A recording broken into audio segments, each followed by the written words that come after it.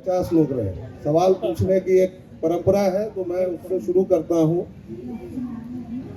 देवरा जिजिया के देवरा विदिया के देवरा करेला चढ़ौले बाटे नजरी और चोली की चीज या छुअल चाहे जबरी। तो ये एक तरफ आ रहा है, दूसरी तरफ आप उससे लड़ रहे हैं, लेकिन आपको भी लिखना पड़ता है कि ठोक देंगे कट्टा कपार में, आइए ना हमरा बिहार में। और मैं कवि से पूछना चाहता हूं कि गुरुजी गोली ठोक दीजिए, कटवा का एक ठोक रहे हैं महाराज। लेकिन खैर वह गाना अभूतपूर्व तौर पर लोकप्रिय हुआ। लोकप्रियता से चीजों का मोल नहीं होता है, जो मोल होता है वो उसके स्थैर्य से, उसके क्लासिकल होने से और उसकी रवानी से होता है। तो सागर जी जी चोलिया के चिजुइया के केंग तोपल जाओ कि भोजपुरी अपना रो में अलय में फिर बहे लगो।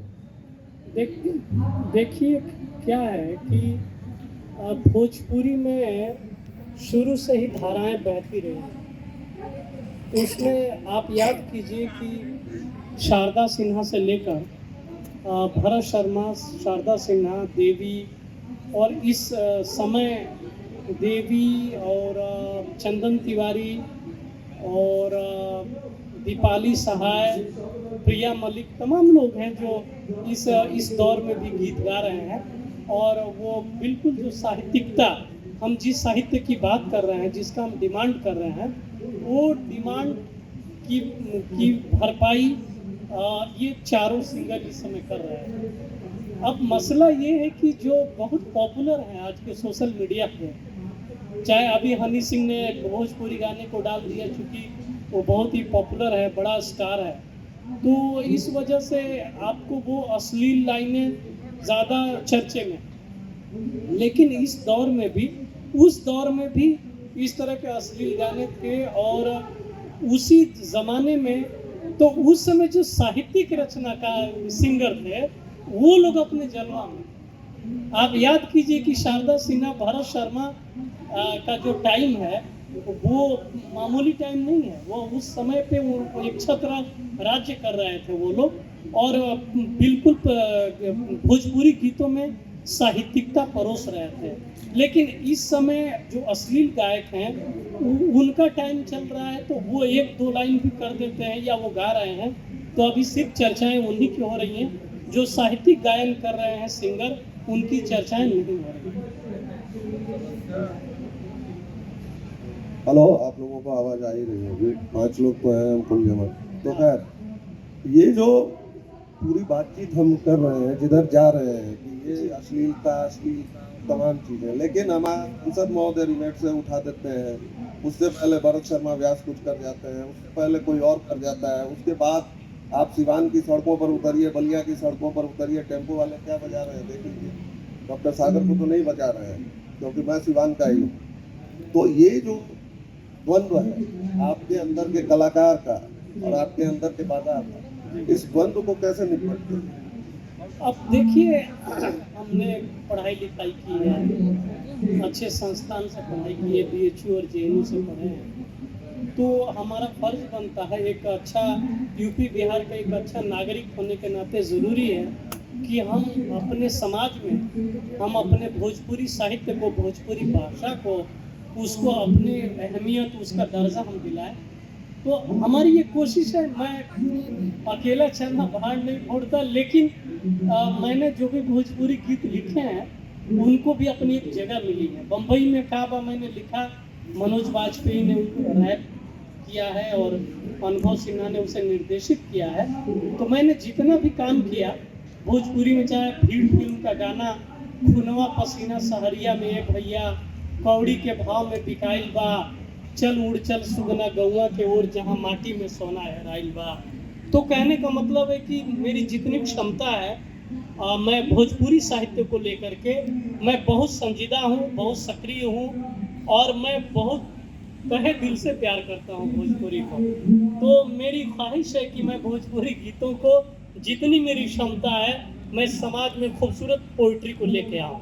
जी, भोजपुरी का अच्छापन, बुरापन, लिरिक होना या उसमें गीतात्मकता नहीं होनी, कुछ शब्द समझ में नहीं आए तो आप लोग नीचे कमेंट में पूछ लीजिएगा इस पर, इंस्टा पर। हाँ, कोई दिक्कत नहीं है, लेकिन वो जो गीतात्मकता है, वो जो गेयता है, जो व्यक्ति गाता था, 10-10 साल हम लोग एक एक गीत गाते थे, अब वो इंस्टा जीवी, ट्विटर जीवी, क्षण जीवी समय में वो सब बेकार हो गया है। मतलब ठीक है, मुंबई में काबा, उसके जितने वर्जन बने, उसमें जो बेहतरीन वर्जन था डॉक्टर सागर वाला, वो मैं कहीं नहीं सुनता हूँ, वो किसी और का सुनता हूँ। अब तो ये आरोप नहीं, ये आपसे उपाय खोजने की इल्तजा है। ये भोजपुरी जो है उसको हम लोग लगातार, मतलब भाई इतना करोड़ बोला था जी, ना 40 करोड़ ना हो, 60 करोड़। अच्छा, ये मतलब क्या हो रहा है यार? आपको अगर 80 करोड़ लोग बोल रहे हैं तो भी फर्क नहीं पड़ता है, क्योंकि आपकी इकोनॉमी नहीं है। तो इसलिए इससे कैसे निपटते हैं आप? मैं ज्यादा बोल रहा हूँ इसलिए अब उसके पीछे एक और कारण है, 2-3 कारण है। पहला ये है कि एक तो मैं समझौता नहीं करता। मैं अगर ठोक देंगे कट्टा कपार में, आइए ना हमरा बिहार में, मैंने लिखा खाकी द बिहार चैप्टर का गाना, तो उसमें वो सिचुएशनल, और हमने उस जो मंजर है बिहार का, उस समय का, आज से 15-20 वर्ष पहले का वो बिहार है जिसमें इस तरह की चीज़ें घटित हो रही थी, अपहरण हो रहे थे और उस तरह की घटनाएं हो रही थी। उन्हीं घटनाओं पे वो वेब सीरीज बनी थी। अगर वो उस तरह की ज़मीन पे वो वेब सीरीज बन रही है तो मेरा फर्ज बनता है कि गाना भी उसी ज़मीन से उठाया जाए, तो वो मेरी मजबूरी है। लेकिन बाकी जिस तरह का लोक जीवन से जुड़े हुए गीत या जो सामाजिक समस्याएं हैं, उन समस्याओं से जुड़ी हुई रचनाएं जब मैं लिखता हूँ तो भोजपुरी में अगर आपने मेरी पोइट्री सुनी होगी, खुनवा पसीना या बम्बई में काबा, हमारे हाथ बनावल बिल्डिंग आसमान के छुअत बे, हम तो झोपड़पट्टी वाला हमरे खोली छुअत बे, चाहे बन के हम सिक्योरिटी वाला डबल ड्यूटिया खटत आनी, ढिबरी के बाती के जैसे रोज रोज हम घटत आनी। तो मैं तो साहित्य का विद्यार्थी हूँ, तो मेरी तो कोशिश रहेगी कि इस बाज़ार में अपने को बचा लिया जाए। इस बाज़ार में जहाँ जहाँ पैसे पैसे कमा रहे हैं लोग लिख लिख करके, मैं उसमें कम पैसे कमाऊंगा, लेकिन मैं अपनी जो मातृभाषा है, जो मेरी मादरे ज़बान है भोजपुरी, मैं जी। उसकी अस्मिता को भी बरकरार रखूंगा। जी, मादरी जबान की अस्मिता को बरकरार रखेंगे। और जो सागर साहब ने भोजपुरी में या एक तरह से कहें मुंबई के सिनेमा में जो लकीर खींची है, वह लकीर बहुत कम लोग खींच पाते हैं। और ये सब कुछ हुआ है कि आप अपनी जिद, मैं कहूँगा जिद पर अड़े रहे, और आपने गंदा लिखने से मना कर दिया। आपने ढोड़ी, चोली, कंधा, पीछा, ये वो चीज़ों से दूरी बरती, और इसके बावजूद इन्होंने दिखाया कि आपके गाने भी बज सकते हैं, इनके गाने भी टेम्पो वाले चलाते हैं। इसलिए प्लीज आप किसी तरह का उनका वर्गीकरण न करें कि अरे वो सब फलाना जी सुनते हैं। नहीं, मैं सुनता हूँ, मेरे लोग भी सुनते हैं भाई, कि वो अलिया नहाने के टेम्पो से काका ज्यादातर ऐसे सैया हमारा होता है टेम्पो से, आज हम नहाइले बनी से। हाँ, तो जवानी के कलमपू से। हाँ हाँ तो हाँ हाँ। अब ये सब चीजें चल रही हैं, लेकिन उसमें आपको राकेश सागर जी को सुनना है, और इनको अगर आपके पास क्षण जीवी समय है तो उस पर प्रमोट करना है। मतलब मैं इसको खुल के इसलिए कह रहा हूँ क्योंकि मुझे एकमात्र ये अच्छे लगते हैं। ठीक है, आप कह सकते हैं कि मैं प्रचार कर रहा हूँ, या आप कैसे देखते हैं इसको? नहीं, ठीक है, सही आप कह रहे हैं। अगर मैं तो कह रहा हूँ कि जो भोजपुरी गीत लिख करके जितने पैसे मिलते हैं मुझे, उतना किसी भी लिखने वाले को नहीं मिलता है। तो जहाँ तक बात पैसे की है, तो पैसे में भी ऐसा नहीं कि मैं अश्लील नहीं लिखता हूँ तो मुझे पैसे कम मिलते हैं। मुझे पैसे कम से कम 20 गुना उन लोगों से ज़्यादा मिलते हैं। 20 गुना की बात कर रहा हूँ। मेरे बराबर उन्हें पैसे नहीं मिलते हैं। तो कहने का मतलब है कि मैं लिख रहा हूँ, और अगर मेरे 10 मिलियन, 15 मिलियन, 17 मिलियन मेरे व्यूज़ हैं, मेरे भोजपुरी गीतों के या हिंदी गीतों के 17 मिलियन तक है, तो कोई दिक्कत नहीं है। अगर हमको 17 मिलियन तक 18 मिलियन तक लोग सुन रहे हैं, मेरे कम से कम 5 गीत ऐसे हैं कि जिसे 10 मिलियन से ऊपर लोगों ने सुना है, तो मुझे कोई दिक्कत नहीं है। अगर हमारे इतने भी श्रोता हैं तो मुझे बहुत खुशी है। और मेरे भी श्रोता हैं, जैसा कि व्यालोक भाई ने बात रखी, और ये तो साहित्य के विद्यार्थी हैं, आप जेएनयू से हमारे साथ पढ़े हुए हैं। तो हम लोग पढ़ाई लिखाई करके, तो हमारी कोशिश है कि हम अपनी मातृभाषा को, माई भाषा को, कि हम सम्मान दिलाते रहें, तो उसके लिए काम करते हैं। उन्होंने अगर चल रहा है तो मुंबई में गाना लगवाओ, कुछ बढ़िया सब्जेक्ट पर जाओ। हेलो, आवाज आ रही है? तो इसलिए मैं ये कह रहा था कि अगर आपको टेम्पो वालों में ही चलवाना है तो अच्छे गीत चलवाइए और उन चीज़ों को रुकवाइए, क्योंकि आप जिस दिन रोक देंगे स्टूडेंट सबसे ज़्यादा ये सब चीज़ें सुनते हैं।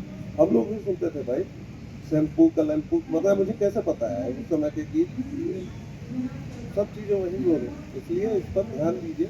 और एक सवाल और है आपसे सागर भाई, ये लोग जो है, जैसे अब ये थोड़ा मैं आपको ले चलता हूँ विवादों की ओर। ये त्रिभाषा फॉर्मूला जो है, तो भाई यूपी और बिहार तो पहले से एक भाषा सीखता है, चाहे वो भोजपुरी हो, मैथिली हो, अवधी हो, कोई भी हो। उसके बाद वो हिंदी सीखता है, पढ़ाई भाषा, और तब वो जाके अंग्रेजी सीखता है। अब अगर आप उसको कहते हैं कि कोई एक साउथ इंडियन लैंग्वेज सीखो, तो ये आप उसकी मातृभाषा से उसको अलग करें, और ये सबसे बड़ा षड्यंत्र शिक्षा के साथ कीजिए। आप इसको कैसे देखते हैं? एक बार और बात कीजिए इसको। जैसे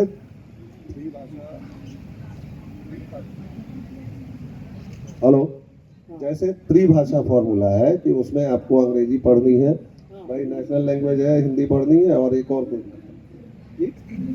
तो साउथ वाले कह रहे हैं कि क्या यूपी वाले हिंदी तमिल पढ़ेंगे? भाई वो पहले ही एक भाषा अलग पढ़ते हैं। अवधी वाला अवधी पढ़ता है, भोजपुरी वाला भोजपुरी पढ़ता है, मैथिली वाला मैथिली पढ़ता है। हिंदी सीखने में इतना टाइम लग जाता है भोजपुरी अवधी ब्रज और वालों को। क्यों बिहारियों का, अब इस भाषा पर इसको कट करके आप लोग मीम बना सकते हैं, बिहारियों का लिंग दोष बहुत क्यों है? हाँ, उनमें बहुत सारा लिंग दोष है, क्योंकि भोजपुरी की उनको आता ही वजह नहीं से है। मस्कुलिन जेंडर, वो भोजपुरी में भी और मैथिली में भी, मैथिली उसमें जेंडर है ही नहीं। हम करे छी, ये करे छी, पुरुष करे छी कि मेहरारू करे छी, के करता है? मर्द करता है कि मेहरारू करता नहीं? क्यों ना हम करे करता नहीं आही दादा, तो जेंडर कहाँ गई हो? तो यही से वो पूरा प्रभाव रहेगा। अब आप इस पर बताइए। हाँ, वो अपनी खुद बहुत बड़ी लड़ाई है। जो हम मैथिली मगही भोजपुरी बेल्ट से आते हैं, तो हमारे लिए खुद बहुत बड़ी लड़ाई होती है कि भाई हम किताबों में जा कर के सबसे पहले हिंदी पढ़ते हैं। इससे पहले तो हम घर में अपने भोजपुरी बोलते हुए बड़े होते हैं, या क्लास से बाहर होते ही हम भोजपुरी बोलने लगते हैं। तो ऐसा नहीं है कि हिंदी हमारे लिए आसान है। आप देख लीजिए कि हिंदी कितना कठिन है। मतलब जब हम BHU और JNU पहुँचे तो समझ में आया कि हमारे भीतर कितना लिंग दोष है, कितना व्याकरणिक गलतियां हमारे भीतर हैं। जब हम जानते हैं, क्योंकि वो भोजपुरी की वजह से, तो हमारे लिए कोई हलवा नहीं है कि हम हिंदी सीख जाते हैं। हिंदी सीखने में, अच्छी हिंदी बोलने के लिए हमें PhD करनी पड़ती है, तब जाकर के हम अच्छी हिंदी बोल सीख पाते हैं। नहीं तो हम वही व्याकरणिक त्रुटियां करते हैं। और उस हिंदी में हमारा लिंग दोष इतना भयंकर होता है कि वो एक जिस तरह से पहचान हमारी बन जाती है कि यह बिहारी है, बिहारी है। और वो जो फॉन्ट है वो आपको दिल्ली में भी मिलेगा। और जब मैं कहता हूँ कि मेरा बिहार लखनऊ तक है, तो मेरे यूपी के लोग बड़े चिढ़ सकते हैं, लेकिन आप देख लीजिए, आप अलग करके देख लीजिए ना, लखनऊ तक आपकी संस्कृति वही है, भाषा वही है, कैसे आप अलग करेंगे? तो इसलिए आपको ये स्वीकारना होगा। और दूसरी बात ये स्वीकारनी होगी कि अगर आप भोजपुरी, मैथिली और उसके साथ 3 लैंग्वेज पॉलिसी पर चलते हैं, तो भैया यूपी और बिहार वालों ने पहले ही बहुत बड़ा बलिदान दे रखा है। उसके साथ आप क्या चाह रहे हैं? तो आपको अगर एक स्टेट को प्रसन्न करना है और उसके लिए पूरी मजलिस सजानी है, तो ठीक है। और इधर आप हमारे पूरा है सागर भाई, इसको कैसे देखते हैं? बिल्कुल बिल्कुल, मैं तो वो कह ही रहा हूँ ना कि हमारी खूब बहुत बड़ी कुर्बानी है, हमारा बहुत बड़ा बलिदान है कि हम अपनी जो मातृभाषा है, जो माँ से हमने जिस जबान को सीखा है, उसके लिए हमको छोड़ के हिंदी सीखनी पड़ती है। ये हमारे लिए कितनी बड़ी कुर्बानी है, कितनी बड़ी लड़ाई है। तो हम इतनी बड़ी कुर्बानी देते हैं हम, और उसके ऊपर जाओ, जब शहरों में जाओ पता चलता है कि हिंदी भी नहीं, भोजपुरी भी नहीं, अंग्रेजी सीखो। तो हम तो 3-3 लड़ाइयाँ खुद लड़ते हैं जब अपने गांव घर से निकल जाते हैं तो। बस यहाँ पर नहीं होती है ना। जो लड़का SL school of language literature and culture study में जाता है, वह तीसरी भाषा हिंदी तो सीखता है, विदेशी भाषा। उसके बाद वो डॉइचे मतलब जर्मन, फ्रांकाइज और फ्रेंच और तमाम चीजें सीखता है, उसको समझ में नहीं आता है। मैं जब 97 में पहली बार गया था, और 1 घंटे 20 मिनट की क्लास होती है जेएनयू में, अब मुझे नहीं पता कितने की होती है। और जो टीचर आए, लगातार उन्होंने बिना किसी कॉमा फुल स्टॉप के 120 मिनट अंग्रेजी बोली भाई, दरभंगा के आदमी को। क्या मतलब है इस बात का? और उसके बाद मैंने पिताजी को फोन किया, मैंने कहा कि गुरुजी ये सब नहीं हो रहा है। मैं उनको गुरुजी भी कई बार कहता हूँ, क्योंकि गुरु रहे हैं मेरे, हिंदी मेरी जो भी है वो उन्हीं की। तो बोले कि कहाँ हो? मैंने कहा कि रेलवे स्टेशन पर।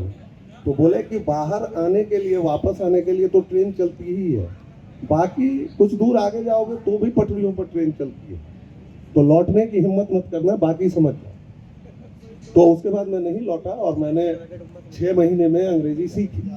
वो सब सीख सकते हैं, लेकिन जो सागर भाई पहुंचे थे, इनकी आप अगर यात्रा सुनेंगे तो खेत से ये निकले, खेतिहर मजदूर की तरह, फिर बीएचयू आए दोस्तों के साथ, और फिर जेएनयू पहुंचे, और फिर वही अंग्रेजी का संघर्ष कैसे हुआ, उसको आपने जीता कैसे? बिल्कुल बिल्कुल। अब उसमें क्या है कि जब आप थोड़ा जेएनयू पहुंच जाते हैं तो जेएनयू की जो ज़मीन है और वहाँ का जो माहौल है, वो आपको अंग्रेजी भी सिखा देता है। और ख़ास तौर से जब फिल्म इंडस्ट्री में जाते हैं, मैं फिल्म इंडस्ट्री में गया, और वहाँ पे देखिए जितने बड़े डायरेक्टर हैं, मतलब सुधीर मिश्रा, अनुभव सिन्हा, अनुराग कश्यप, सुभाष कपूर, नीरज पांडे, सबके साथ मैंने काम कर लिया है। और सभी शुरू में अंग्रेजी बोलते या लिखते थे, लेकिन मैं सीधे देवनागरी लिपि में उनको व्हाट्सएप पे लिखता था। और धीरे धीरे फिर वो लोग, मैं आपको बताऊं कि सलीम सुलेमान के साथ जब मैं काम कर रहा था, तो वो अंग्रेजी में कुछ लिखे थे, मैंने देवनागरी लिपि में लिखा। और फिर वो जब मैं स्टूडियो में गया गाना लिखने के लिए, तो उन्होंने कहा कि यार इसको कैसे लिखे, ज़रा मुझे भी सिखाओ। तो मैंने उन्हें सिखाया, तो वो टूटी फूटी सही मुझे जवाब वो हिंदी में देते हैं। आज सुधीर मिश्रा, अनुभव सिन्हा, नीरज पांडे, अनुराग कश्यप, सुभाष कपूर, जितने हैं सारे बड़े बड़े डायरेक्टर मुझे देवनागरी लिपि में ही जवाब देते हैं। तो मैंने जा करके वहाँ पूरी मजबूती के साथ अपनी भोजपुरी को और हिंदी को मैंने पूरी मजबूती के साथ अपनी बात रखी और वहाँ पे स्थापित किया। और देखिए, आप अगर हिंदी के साथ अपनी बात रखेंगे तो उनको करना होगा, क्योंकि हिंदी का हो भैया माइकवा। हेलो।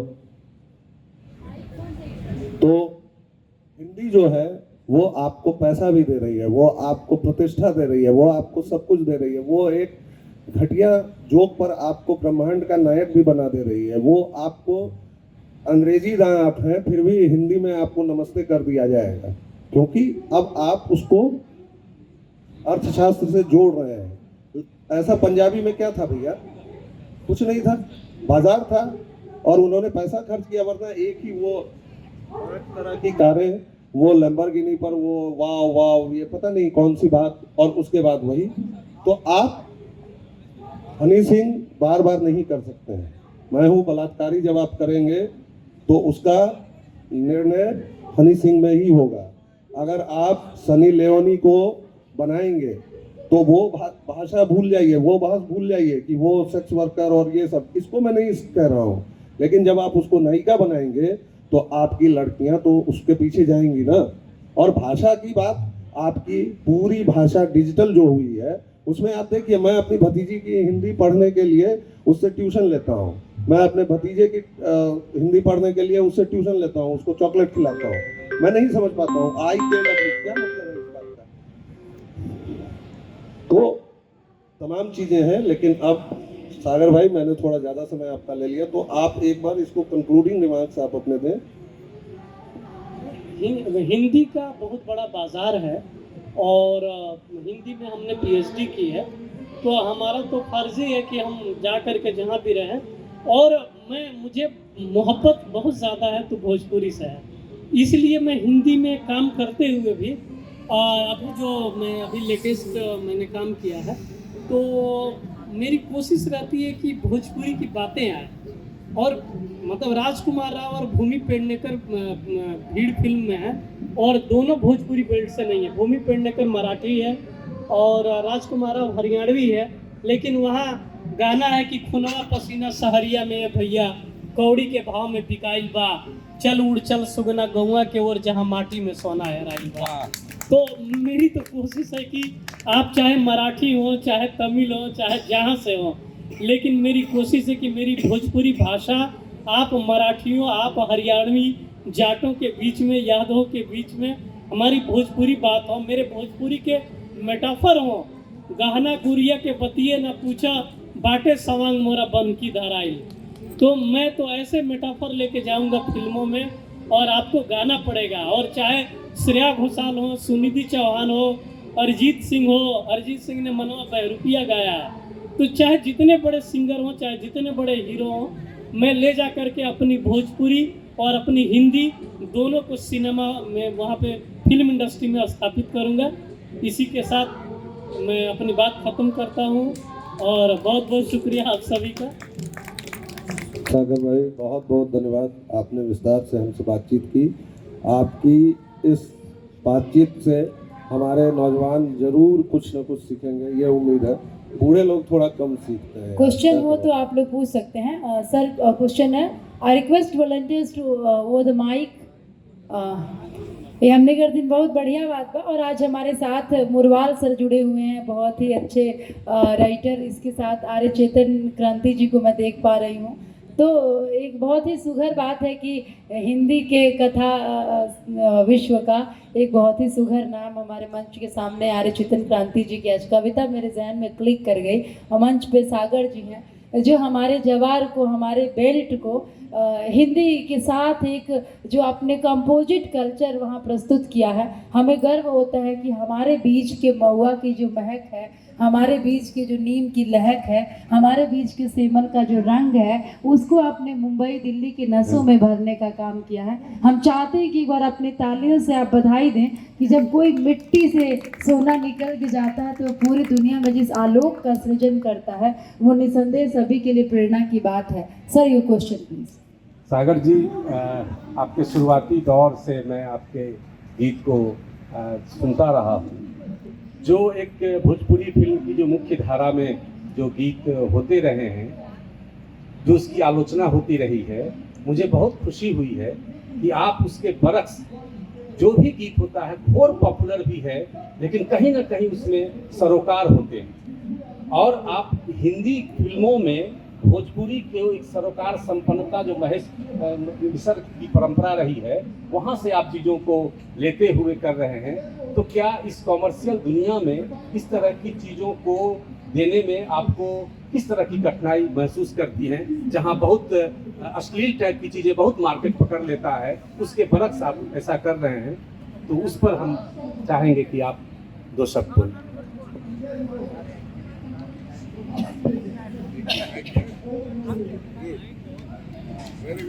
जी, कमलानंद सर हमारे सीनियर हैं जेएनयू से, और सर से बहुत सीखने को मिलता है। सर की सहृदयता और ज्ञान, उनसे हम सीखते हैं।